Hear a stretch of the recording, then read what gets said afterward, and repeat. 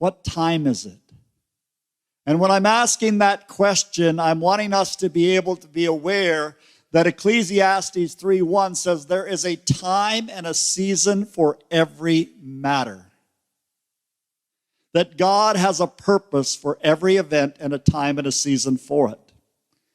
And in the midst of this journey that I have been on, I've been very aware of something that is starting to get clear on the inside of me, of my need to be able to go much deeper.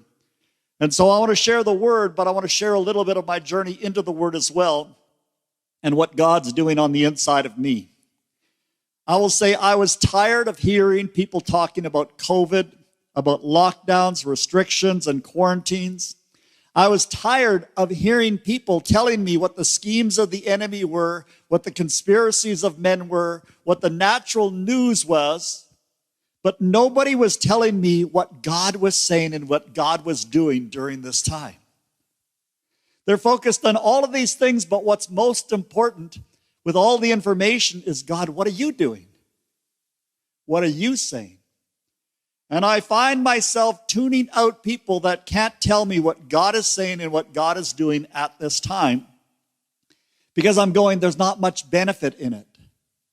And I really do believe that as we see what God is doing and what he is saying, there's a hope that we have that we can communicate to the people around us of this is the hope that we have, because our God is actively at work in the world around us, working all things together for good for his purposes. And he's wanting to bless us and benefit us. Well, in the midst of my own tiredness and of also not hearing something that was resonating with me through others, I was also realizing I'm not hearing. I'm not hearing what it is that God is saying and what God is doing. And I was in a place like Habakkuk where he's complaining to God and complaining to God. But after his complaints, this is Habakkuk chapter 2, verse 1. He says, I'm going to station myself on the rampart, which is on the wall at the corner, and I'm going to look to see what he's going to say to me. I think it's good for us to complain to God, but not to stop there. That once we're finished our complaining, we're having an expectation that he has something to respond and he wants to speak to us. And that we position ourselves in a place and we start looking to see what he might say to us.